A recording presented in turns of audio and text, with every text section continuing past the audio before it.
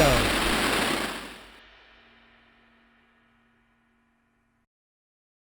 What's up, everybody? Welcome to the Masters Fantasy Show, brought to you by MastersFantasyFootballLeagues.com. I'm your host, the Commish here at Masters Fantasy Leagues, joined by two of my friends, co-workers here at Masters, Dynasty Owl, the Doc. What's up, guys? How you doing today? Doing great. Ready to talk football. Yeah, absolutely. Couldn't agree more. Good to hear. Doc, I noticed a little scenery change we got going on over there. My man's got the fighting Irish flag up today. Yeah. You know, I'm trying to spruce up the place for all the fans out there. So Yeah. It's a good place to start. Too, so Dynasty Owl, young Elvis, as you can see, he's got his vanity in the background. That's what keeps him looking so good. Absolutely. You know, right before we jump into today's show, which we're bringing back the Dynasty Trade Spotlight. I know some of you guys at home got to be happy to hear that. Today's show, big news, drum roll. Today's show, sponsored by the Fireplace Guys. Hey, big shout out to my guy Derek, man. Dude, we appreciate it so much. Shot us over some hoodies. They couldn't have come at a better time, man. This is Northeast Ohio. It's getting cold over here. And I'm just gonna throw it out there. I know how detailed my man is on his fantasy football and dynasty teams. I promise, man, he'll do a good job for your fireplaces too. And I'm pretty sure, man, even if you got a question about a fireplace, drop in the comment. I feel like he'll take care of you. So yeah, I trust our guy to take care of you there too. Oh yeah, I appreciate it, man. We'll get these guys their hoodies real soon too. Couldn't come at a better time. But let's jump into today's show. The dynasty trades are pouring in again. I saved a couple. We're going to kick it around. These guys are going to give you your thoughts on them, maybe tell you what side they like, don't like, or what they'd be doing in that situation. First trade popping up, and I actually can't wait to talk about this one with you, Doc. I know we were texting a little bit about this guy. But first trade popping up, we got Amari Rogers and a second-round pick for Odell Beckham Jr. Ooh, wow. Oh man, I feel like Odell's got me emotionally invested in any trade he's in now. Yeah. Man, I don't know. It's tough. I feel like Amari Rogers has looked good, but he's used almost none. But I think at this point, I mean, what else are you going to get for Odell? I mean, even if he does get a change of scenery, do you really have a ton of hope in him? He's had struggles staying on the field for 4 years now. So, I mean, I got to say his value's around there. So I got to say I'm okay taking a second round pick and a shot on Amari Rogers, who's a guy that I actually like quite a bit. I'll tell you one guy that would disagree with you. That's Odell Beckham Sr. Yeah, I know.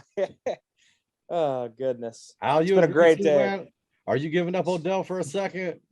So I think a second rounder is his trade value right now. Obviously, I think, first rounder, you're crazy. Nobody's going to give that for him based on everything the doc said and what we know. But if I have my choice in Dynasty right now, having Odell or a second rounder, I'm taking Odell now. I still have a little bit of faith that he could be a difference maker down the stretch. Now, probably not, but then we definitely expect Cleveland and Odell to part ways this offseason. And if he signs in, a good looking spot, whether it's Green Bay or New Orleans or you name it, I think the Odell buzz will be back a little bit and he'll be more valuable than what you can get in the second round. I mean, maybe. I mean, you hit on your second rounder, can be priceless as we see year in and year out. But also, what about 60, 70, 80% of these second rounders never pan out? So for me, I'm going to go with Odell, a guy who was at one point the number one pick in Dynasty startups, kind of like a guy you might talk about later in one of our other shows this week without getting too much into that. So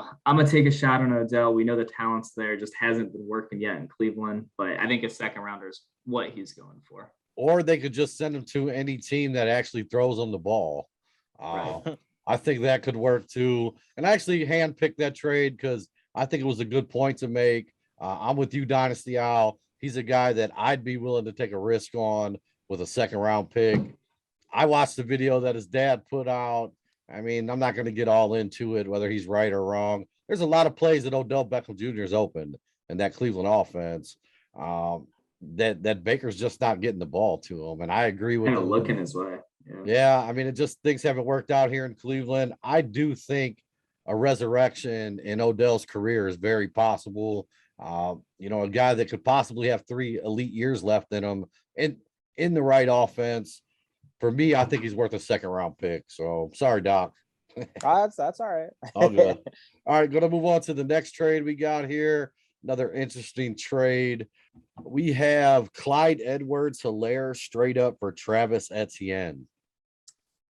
Oh, wow. That actually, I think, makes a lot of sense. That's an interesting one. I don't know. I feel like Clyde was coming on a little bit before he got hurt. I would take Clyde, but I think that's a pretty legit trade. I think the doc will kind of agree. But I mean, we just thought, Clyde's skill set in that offense in Kansas City, should have been electric.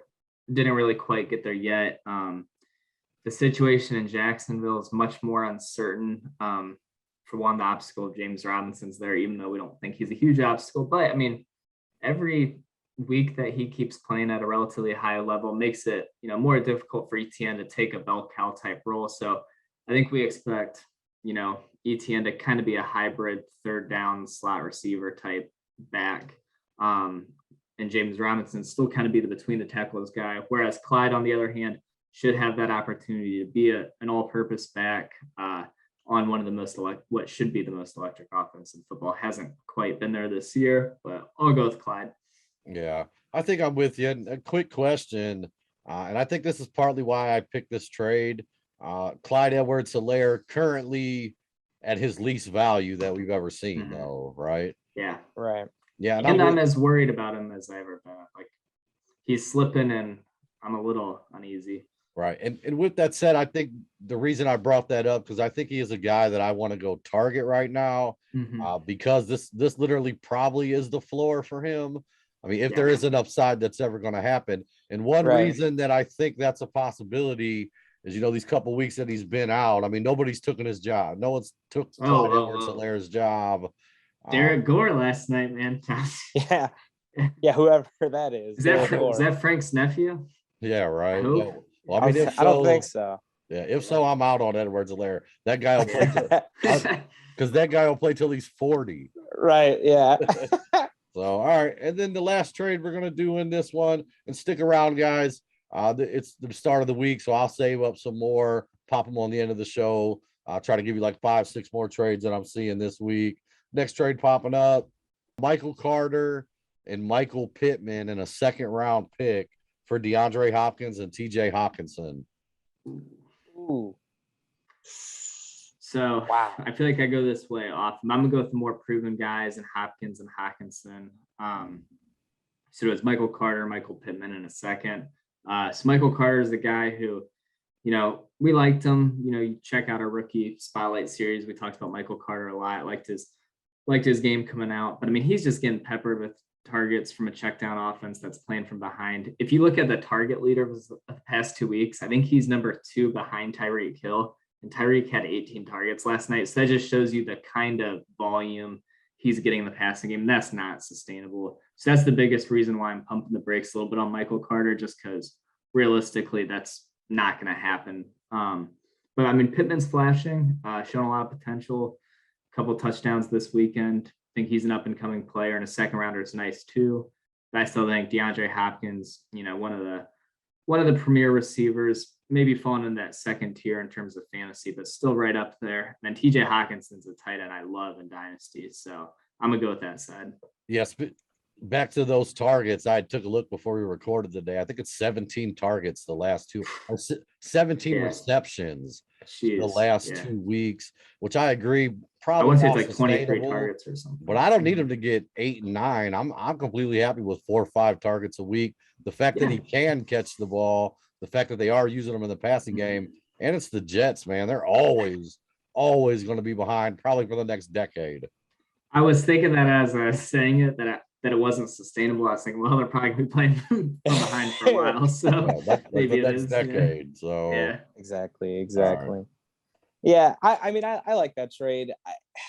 Honestly, I feel like the only reason that I'm siding with Alec here is the Hawkinson part of the deal. I just feel like with tight ends being so scarce, and him having such a great season.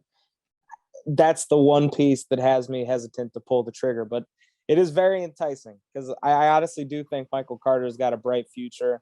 I think he's going to be kind of similar to Austin Eckler, where it's like everyone's going to just say he's like a glorified third down back that can do a little more. I think he's going to be that kind of guy who just puts up points every week regardless, even though it's not the biggest, fastest guy out there.